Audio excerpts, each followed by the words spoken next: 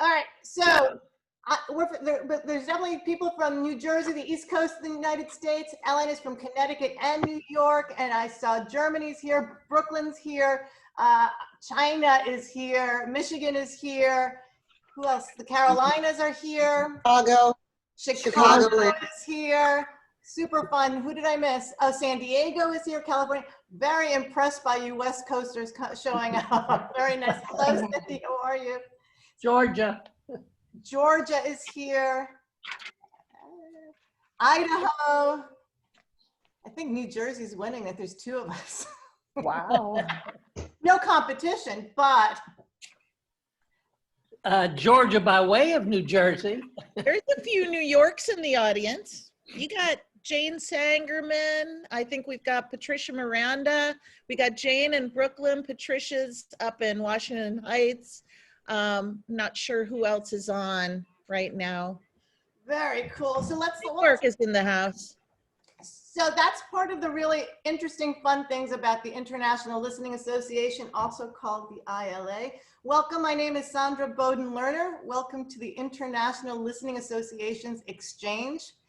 And for those of you who are new to the International Listening Association are saying, what is this all about?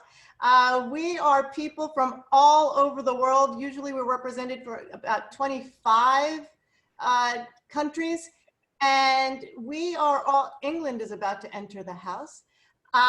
We all come to the organization as people who are interested in advancing the practice, the teaching, and the research of listening throughout the world. And what's interesting about us is that we all have different backgrounds.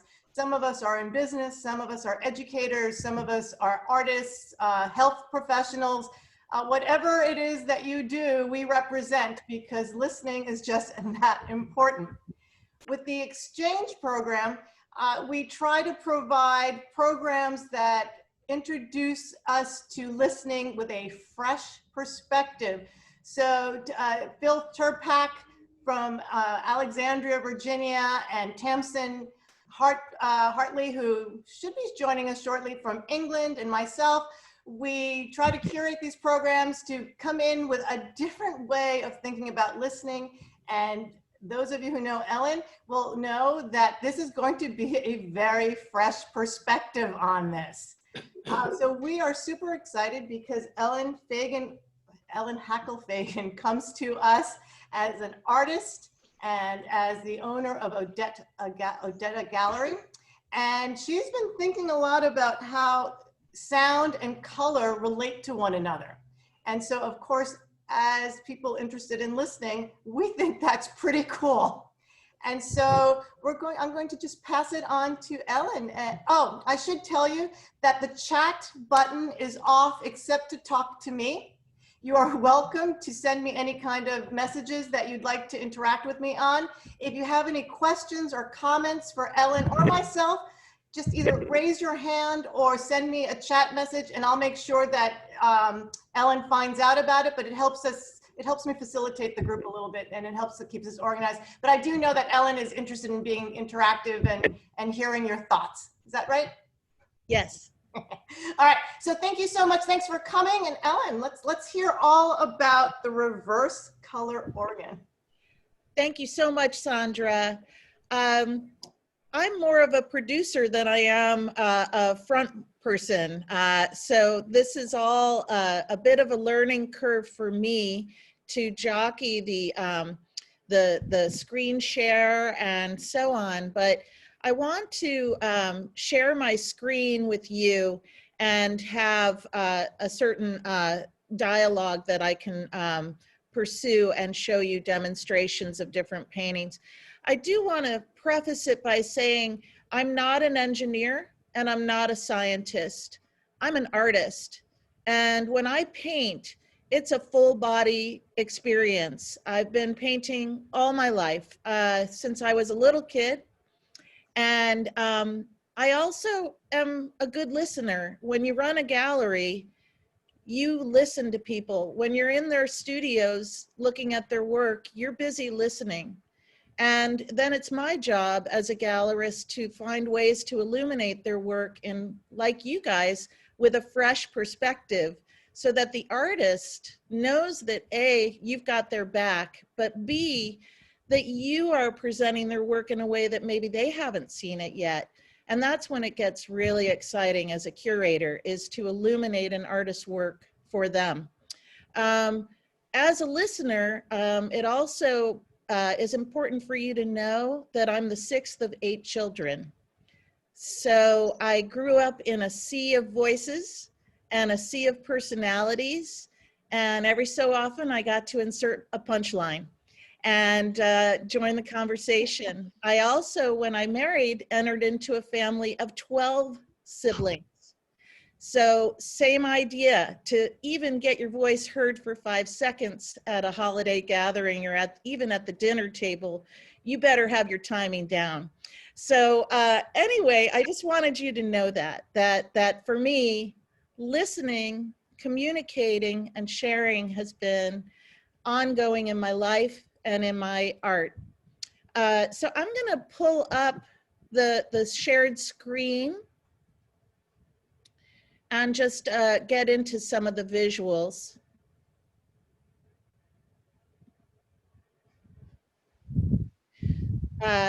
Sandra, is this working for you? Can't hear you. Okay, all right. So what does blue sound like? It's really up for grabs still. If I had the answer, I probably wouldn't still be in pursuit of it. I am a curious animal. So I tend to ask back to the viewer, what does blue sound like? It's not just down to me. We're all on this planet together, and I want to know what you think, as well as tell you what I think. So this is a current painting just exhibited, a series that I'm working on and have been working on for quite some time, since 2014, is called Seeking the Sound of Cobalt Blue. And this one is air.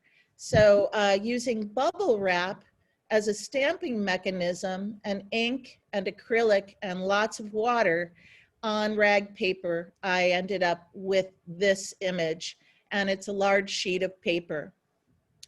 I don't want to get too far into my talk without mentioning Robert Frost's poem, The Pasture.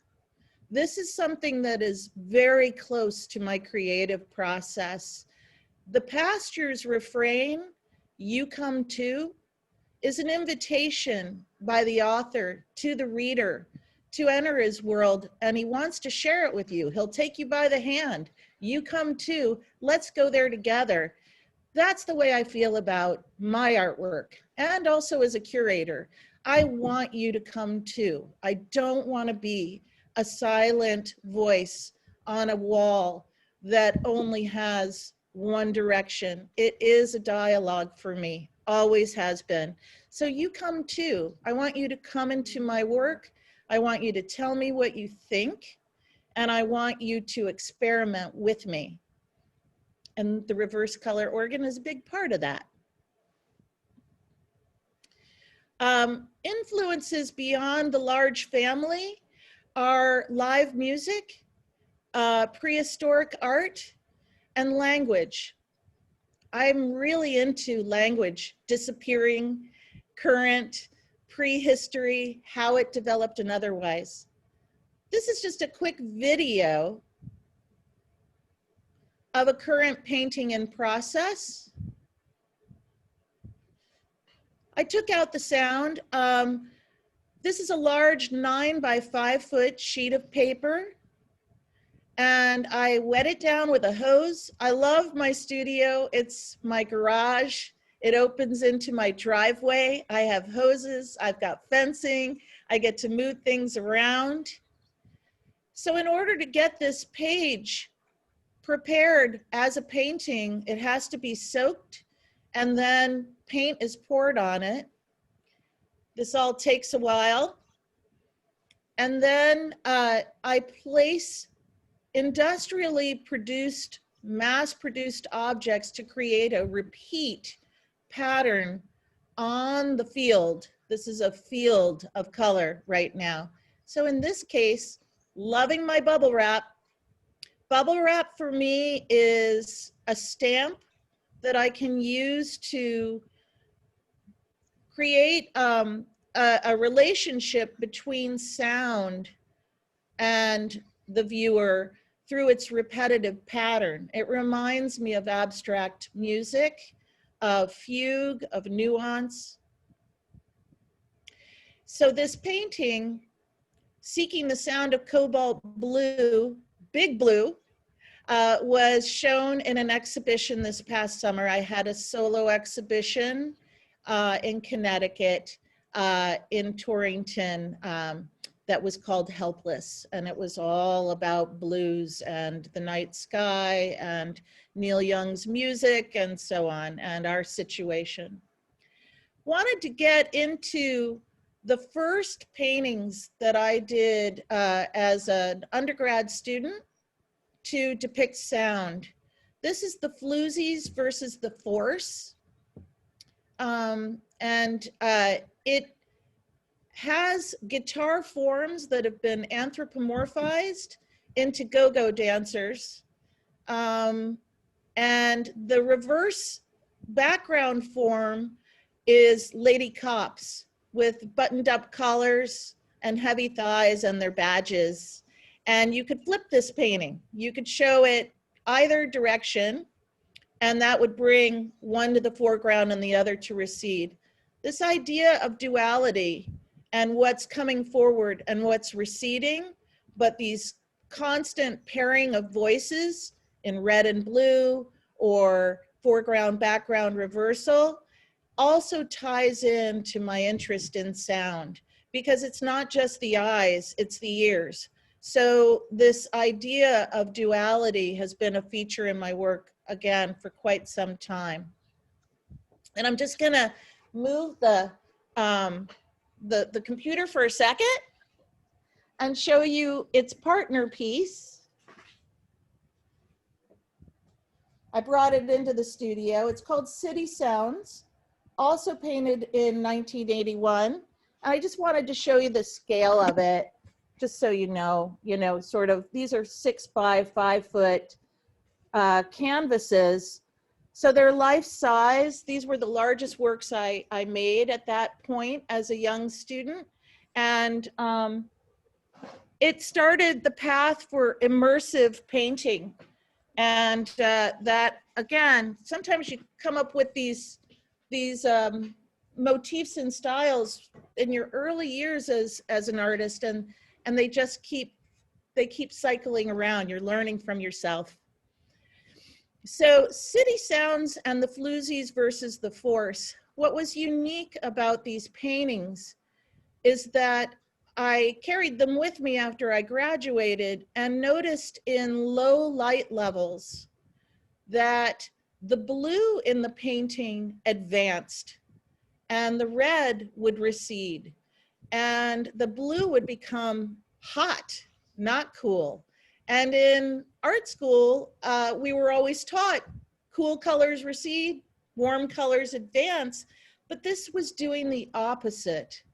And I thought, wow, that's got a lot to say. I want to pursue this blue and see what else it has for me in terms of its communicative potential. So that is the beginnings of Seeking the Sound of Cobalt Blue, was my interest in blue and why it could advance in low light levels when paired to red. This video is when I started asking other people, well, what do you think colors sound like? I would set these up in open studio events where I could get a ready-made crowd, set up a spectrum of panels,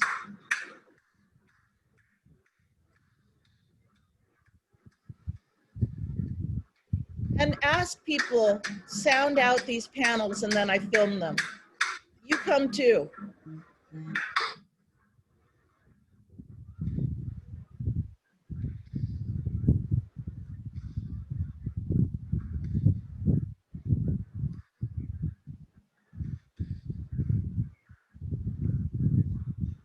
So she was using her hands to clap out the sound of color. For her, it was a tempo. Okay, hang on one sec. Brown, was that? Okay.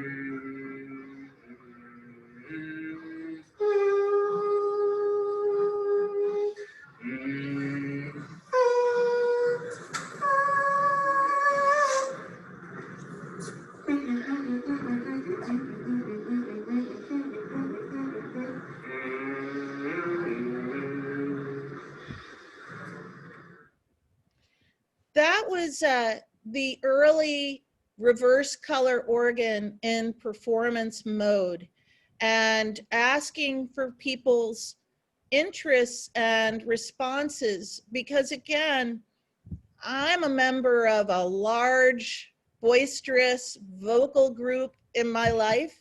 There's no way I am the only one with a response to this, and I intend to find out. So moving into getting a thesis exhibition together for my master's degree, which I pursued in my 40s after having 3 children, I decided it was time to see what other stones need to be looked under. And I started a series of panels where it would be 1 painting a day, no holds barred, no subject in mind, just let the materials speak to me.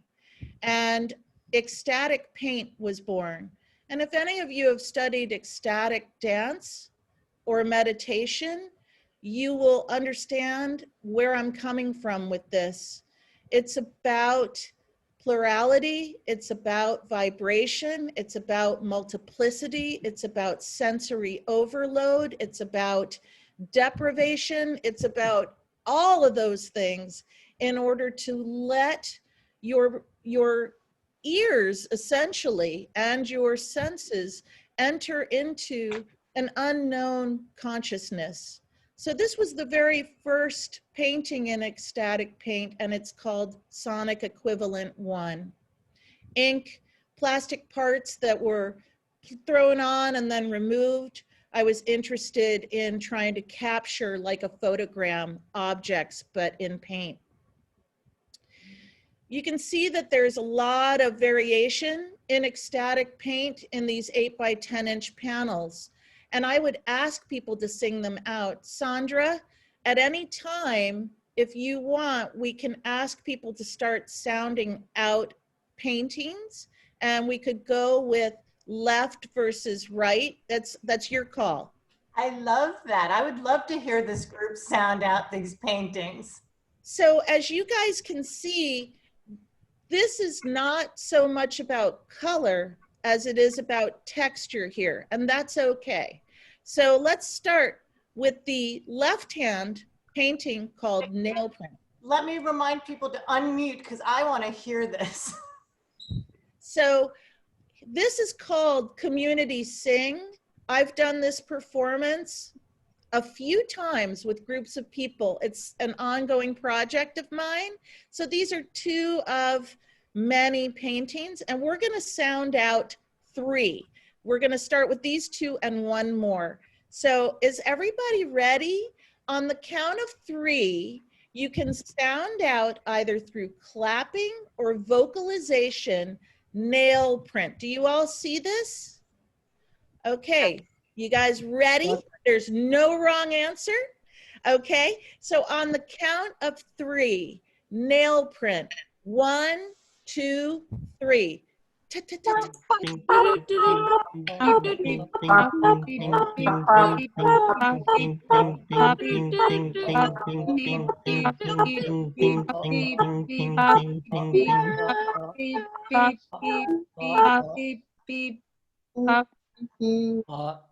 you guys ready? Now you're warmed up. Are you ready for number 2? This is hum. That is, wait for 3. That is the title of the painting. So onomatopoeia, the title of the piece as well. So on the count of 3, 1, 2, 3.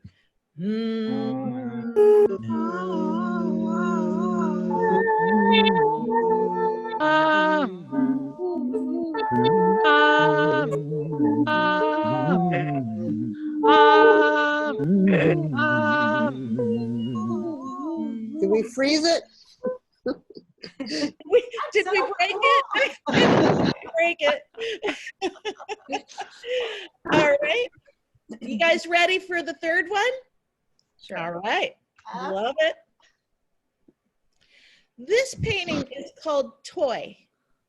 So it's a little more representational than abstract, but it's clearly active. So go ahead and on the count of 3, let me hear what sound this toy is making. 1, 2, 3.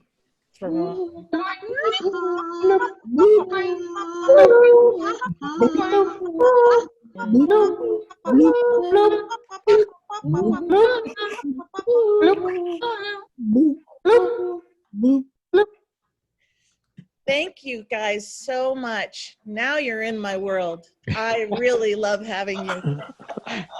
This is what it's all about for me. So ecstatic paint, 1 painting a day in my 2nd year of grad school. Each painting had to be faithfully completed, and it took me a long time to complete some, whereas others happened instantaneously. This painting is called Body Language, and it's all about the physicality of the paint and the gesture using a scraper.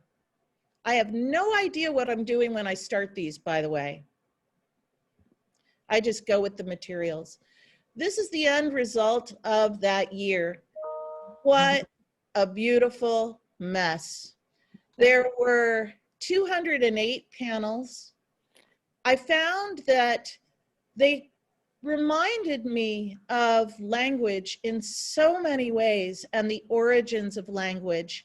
I would find that based on the limitations of my table, I could accomplish up to 7 panels at a time, working and letting them dry, or 5. And then I might move on to new materials, a different palette, which 5 is the number of fingers on the hand, 7 is the number of days in a week. It just started making me think about my humanity, my physicality, and my body as a matrix for organizing language, organizing thought. So ecstatic paint led to lots and lots of thinking. Along with it is the reverse color organ. Come with me. I can't do this alone. It's too hard. You know, I need a conversation in order to survive as an artist. So the reverse color organ at this stage with ecstatic paint, I was now into its 2nd collaboration with the composer Konrad Kaczmarek. And this installation was at the Stanford Museum in Stamford, Connecticut. We installed 176 panels from ecstatic paint, and viewers would take an iSight webcam and they would scan the paintings, and it would pick up details in hue, saturation, and lightness that would then trigger a sonic file that was either an original composition of Conrad's, or it might be music that I culled from popular music, or found sounds like traffic, conversation, nature. And anytime the iSight would pick up a pixel of a specific color and edge detection, it would release a sound. So the viewer could travel the wall, could travel this wall and pick up sometimes the same sound in one panel based on color that they might pick up in another. So if anyone follows the music of Neil Young, you might have heard him say in a recording, "It's all one song." It's all one song is this wall. These songs are threaded throughout the wall, and it's all one song is really because it's only one person making that sound, uttering that. And that's why it's one song, you know? So it's coming from the author. And it doesn't matter if it was 1969 or 2009, it's the same author. So this song, this threading of sound, is key in also any artist's work. How do we do this? You know, we keep inventing. Another version of the reverse color organ I paired with an engineer, and he was working with sine waves and hue, saturation, and lightness, which are aspects of color, to unlock sounds.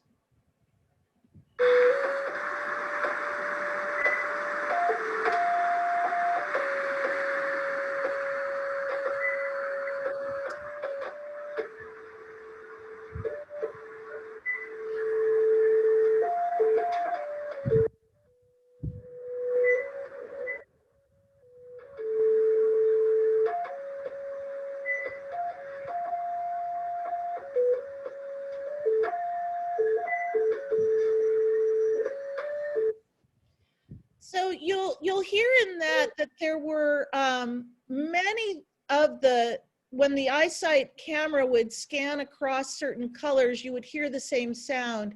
One reason why is because the camera was picking up a pixel. Our eyes don't see pixels. Our eyes see a general range, but the camera measures by pixel. And the base tint of this painting started out in yellows. So that sound would carry throughout the painting. The reverse color organ, what we found, Judson and I, is that we still had to do our own interpretation at a certain point, that the camera was reading colors, but to identify a sonic comparison color, we were actually limited to red, yellow, green, and not blue to develop a sonic equivalent. And unfortunately, I tend to get into blues too. And here we go again, like that white hot blue coming from these large scale paintings. Blue, as it turns out, is not a color that is measured on our retina. It is an invented color. It's a cultural entity. And therefore, why would I want to say seeking the sound of cobalt blue if blue actually is a cultural construct? So I realized I can't do this alone. I need crowdsourcing. I need to find out what you guys think. So the next version of the reverse color organ is what we're going to play with. So after 4 or 5 evolutionary steps, I ended up with a cognitive psychologist, linguist friend, Michael Cole, and an architect, web designer, Joshi Fishbein. And together we finally got it into the human hand instead of through necessarily a camera. The reverse color organ is now available as a web app, and you can download it to your phone. So you can carry it with you. What does blue sound like? Was an installation at the New York Public Library Mid-Manhattan windows. Back to blue and red, I like primary questions to be presented so people could go pull up a QR code and end up with their phone having what does blue sound like on their phone. So if you guys, if any of you have, I'm just going to reduce this now. If any of you guys have uploaded the reverse color organ onto your phones, feel free to turn them on now. Sandra, can you guys see this screen, the RCO? We're seeing the blue grid, the grid of the, is that what we're looking at? You want us to see the squares, the blue squares? Oh, I need to get this onto the screen share. I'm sorry. Right. So in the meantime, just so that you all know, if you are interested now or later in uploading or downloading, whatever the right word is, the app, it is at reversecolororgan.com, correct? Yes. I thought I would pull this in. So let me see if I stop the screen share, if I can start it again. Excuse me. Okay, so I know that some of you had some questions and comments while she's doing that, so maybe we'll have her double task. I will tell you, Ellen, somebody thought this was really cool and said that they were, I can't see it now, and said that they actually used to volunteer at an art shop in Torrington, Connecticut, Artwell, called Yeah, is that Artwell. Stuart? Is that Stuart? No, Who it's Cindy Gilson said this. Oh, yes. And then Michael Murphy wanted to know if you, when you have a show in your gallery, do you include an audio component? Usually there is an audio component during artist talks, or it depends. I'm not sure if he's talking about the gallery when it's other artists or my work. Which is he talking about, my work or Odetta? I'm confused. Other works. I'm sorry, Michael, say it again. Other works. What was that? Other artists. Oh, other artists. Oh, other artists. It depends. If they provide the equipment for the audio component, I certainly have had videos and audio installations at the gallery. I will say that now the physical gallery is only available as a satellite entity. I've closed my space, but I love the digital world because now we can do this even more easily in terms of equipment. So the audio component can more easily accompany an artist's installation now, more than ever. Yes, so I think I have it right that if people were to go to reversecolororgan.com, this is what they would find, right? Yes. You're walking us through it. Okay, so this is Yes. what it looks like. Great. Okay. So I'm also going to say that I'm going to show it to you on my phone.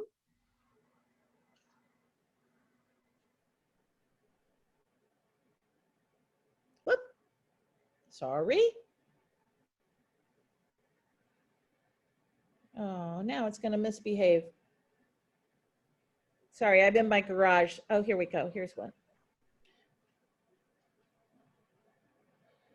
So it would look like this on your phone. When you get to the reverse color organ, you've got two icons, the eye and the musical note. You can also log in and create your profile on the reverse color organ.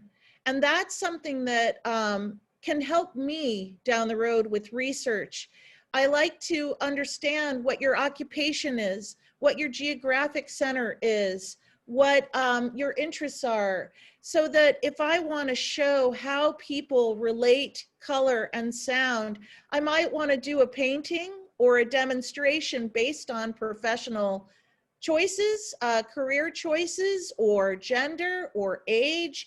It could be any number of ways to differentiate and show comparisons. For me, synesthesia, which is sensory blending, I believe is universal. And my understanding of the pairing of sound to color, synesthesia, is and it's a quality as humans that we are all born with, and then as our brain develops, we prune out this cross-modal blending and differentiate. But not everybody's brain prunes it out, or if you had a traumatic injury, or if you are a person that practices ecstatic meditation, or if you're a dancer, or if you're a singer, anything where you have a lot of full body experience when you're creating, you may experience synesthesia. And as an artist and a communicator, I don't want to believe that only a special few possess it. I believe it can be taught, and I think it can be relearned. So the reverse color organ is a tool that enables you to think synesthetically about color. Capture helps us identify a color and then pair it to a sound. And we select the color one of two ways. One is there's a built-in color picker that is just a range of colors, and we'll start there. I think for the sake of argument, and anybody that wants to log on to the reverse color organ now on your computer or your phone and play along with me, please feel free. And you can always follow up with me. When you select a color from the color picker, you end up with a double octave scale, C major. We decided on the sustained guitar sound. These are MIDI sounds.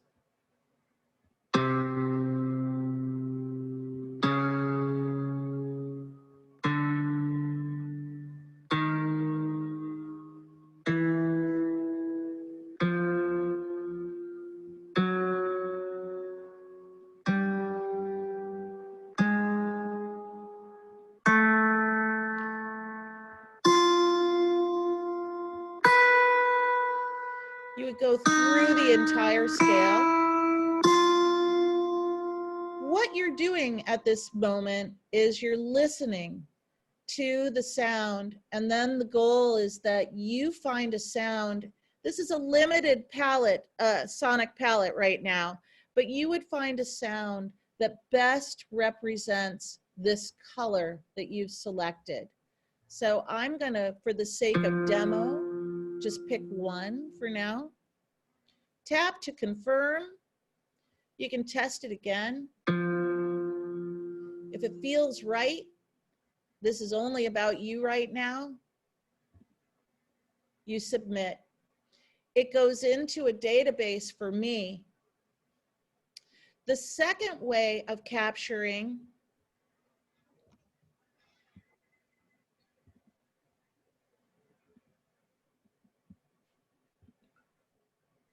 is with your camera.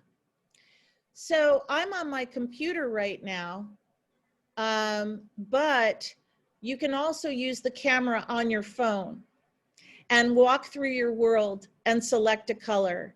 But for the sake of right now, I'll start here.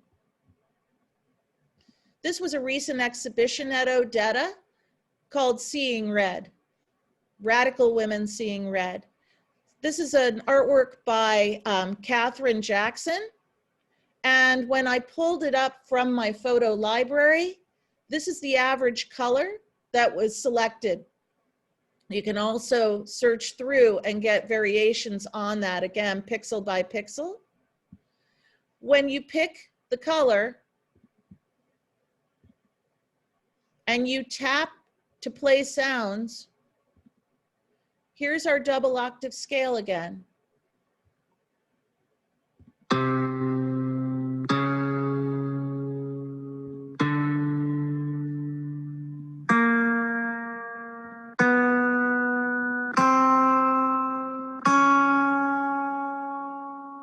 I kind of like that one. I'm going to test it and submit. The second feature, the music, is for the next phase of the reverse color organ. You are now a person working with your camera out in the world or your photo library, and you're developing a database of your colors. These are colors that I have chosen. These are colors from the community. I've been working on this for a few years now. And you can develop your own reverse color organ. For example, we're on the topic of blue here. And I'm going to go into the community.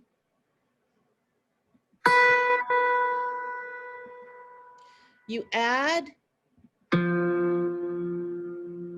colors to your organ.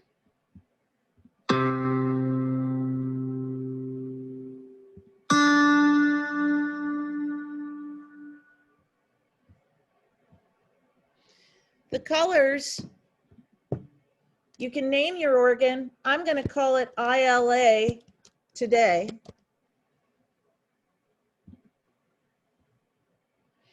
I now have my own reverse color organ, and it's an autobiographical organ. It is nobody's but mine, but I can share it, and you can also play with it and change it.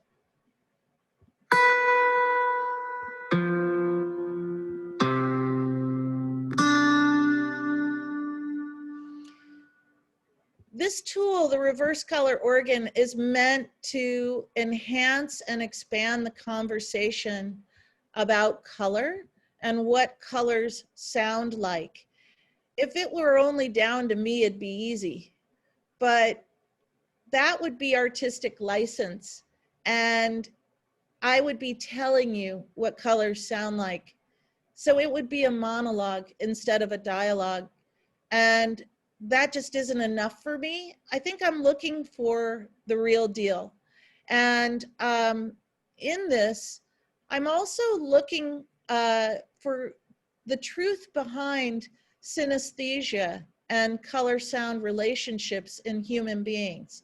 So it's my hope that I can take this reverse color organ global and get lots of data and build a real source of proof that when prompted, we do have some innate sense that colors might have a sonic equivalent, and that ideally we may find as human beings, because we share the same type of matrix of receiving information physically, kinesthetically, that we may find that there's some real common ground there, whether you were born in Asia or Canada or Latin America or Africa.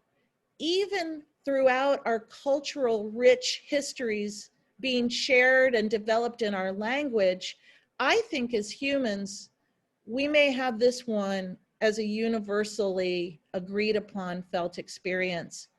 Sandra, do we have time for me to just show the camera in action on the phone? Yeah, but I also want to, let me get a sense of, are there questions? Do people want to jump in at this point? Because I want to make sure that we get to hear from you. I'm hearing that this is an excellent presentation, but does anybody actually want to speak so that we can hear you? Let me see, any show of hands? Nobody has any questions or comments at this point? People are thinking it's pretty cool, Ellen. That's either a bad sign or a good sign without questions. No, we do have questions. They're starting to come up, and I'm sensing that it's a good sign. Joe has a question or a comment. What is the next step in the reverse color organ? I didn't get that whole question. What's the next step with the reverse color organ? Oh, thank you. Hi, Joe. I can't see you right now. I'm on my shared screen still, but I'll get off of that in a second. Maybe I'll go ahead and take it off so I can see people. Hi, everybody. The next step is that I actually need a new collaborator. I have my database. I have the ability to take this out into the world with people, but I really want to take it further. And I also just need a new architect to help me in WordPress make the data that I'm gathering visible. And what I mean by that is if I go back to screen sharing, I'll show you, there's a little, or it's on my website. There's a graph from the library that shows what people's results were for red versus blue. And that kind of bar graphing I'd like to be able to share more with people, and I just need some collaboration to make that visible. The real next step for me is, because I think of this as not only a tool to advance language, but I also think of it as a tool that is possibly therapeutic, and it's certainly a creative tool. I may want to start pursuing another degree. Maybe it's a PhD, maybe it's another master's degree, but I would like some help to really push this into the world more effectively. You know, I just don't want to, I'll never lose it. I've been pursuing this for a long time, but I don't want it to go untended. I'd like to have it grow. And I'm at the stage in my life where the computer, you know, is just such a wonderful tool for reaching people in vast groups and numbers. So by working with an institution, I may be able to take that as the next platform for me, in addition to painting. Ellen, Jenny Grau has a question or comment. Both. So first, thank you for sharing this with us. It's quite exciting and very interesting, particularly because I've had a lifelong fascination with blue, first cobalt blue when I was younger, and now periwinkle blue at this stage of my life. I've always wondered, what does that mean? But aside from what does that mean, I'm also quite intrigued with the exercise you had us do early when we were voicing sound for the images. I found I resonated far more with the texture and the form than the color per se. And I found my own mental mapping was around quality of voice and some of, you know, the tools that maybe more rhetoricians and public speakers would think of as dimensions of the voice than color, which wasn't as salient for me. And so I'm just wondering if you've given any thought to color versus other elements of visual art as it relates to sound in a maybe other ways. Thanks. Yes, absolutely. The video that showed the solid color panels that the viewer was clapping out and singing out, that was definitely an exercise asking about color and its sonic equivalent. The ones that I offered you as the demo, those were definitely more about surface and texture than they were about color. So I wanted to create two that showed a contrast, and I find that any two I pick, I could have chosen two that were solid colors. But I like to give people a chance to sing it out. So we could always do another exercise based on color and get you closer to identifying how that might resonate with you. Did that answer your question? It spoke to elements of my question. Yes, I'm wondering if there's more of a universal mapping attached to form and sound. There definitely is a mapping of shape, sound, synesthesia, for sure. There was a beautiful article when I was first doing my research on this in 2003 in Scientific American, and you can look it up. It's the Kiki Bobo, it's B-O-B-A-U, I think, experiment, and cognitive psychologists showed two forms. One had jagged edges. I was trying to pull it up and I couldn't find it when I was putting my PowerPoint together. One has jagged edges, so try and visualize this for a second. One had jagged edges, the other had rounded edges. So you tell me, which one's Kiki and which one's Bobo? Yeah, I'm not going to tell you because I've read it. So maybe others would want to jump in. Anybody else want to jump in? What's Kiki? Jagged or rounded?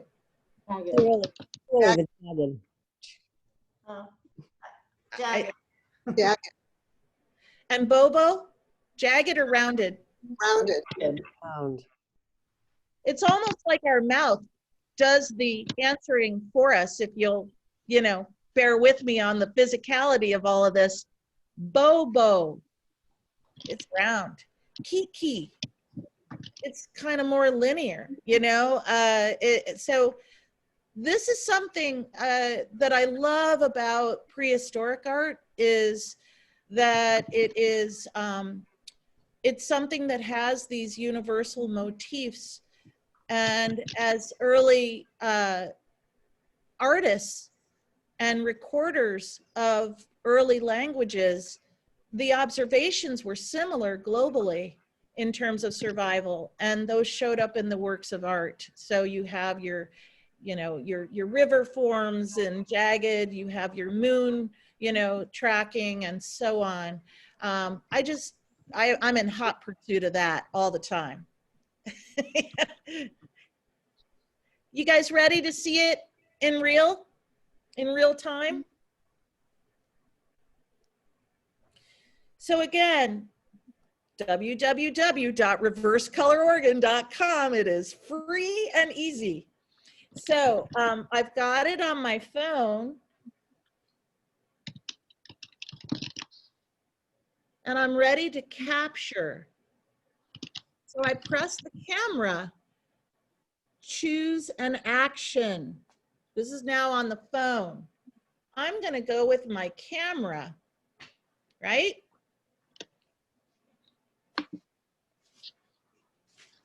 I'm not gonna do blue, that's too easy.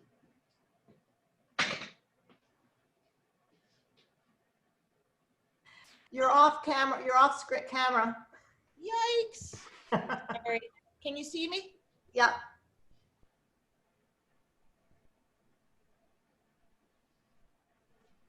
Take a photo. Get a little check mark. Yeah, we registered that. Okay, we're gonna use that. This is the average color that came up from that shot.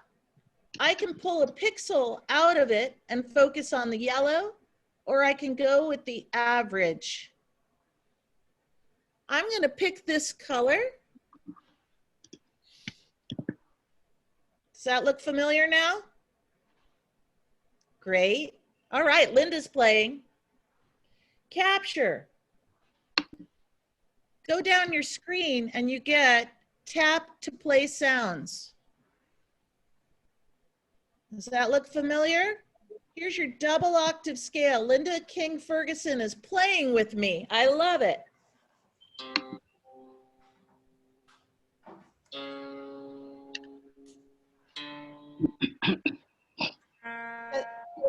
Ellen, just so you know, we have about 2 minutes. Tap to confirm. Tap to test. And submit. I just submitted to the reverse color organ database that color sound pair. It's also going to show up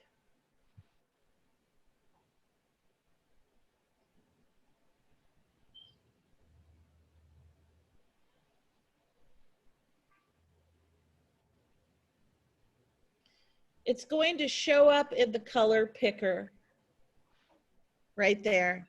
So you can immediately start to see what you logged in and what it sounded like. Whoop, sorry. Whoop. Oh well. Anyway, I think you guys can have some fun with this. I see this as a tool that someone recuperating and that needs a lot of bed rest might be able to really get lost in this, and they could send their reverse color organs to anyone. You can share it. So I hope that you'll share yours with me, and Sandra will have my email address, and I would love your input very much. Thank you so much. Thank you, Ellen, thank you so much. This was super fun, super interesting, and super fresh for us. To those of you, thank you so much for coming. If you're new to ILA, I hope you will come back And if you're interested in finding out more about us, we welcome everybody to become members as well. So please stay in touch with us. Thank you again so much, and be well, everybody. Thank you. Sandra, I couldn't thank you enough. I love this new audience, and I hope that we'll stay connected. And I mean that. Well, stay. I have. Thank you, Ellen. Thank you. Thank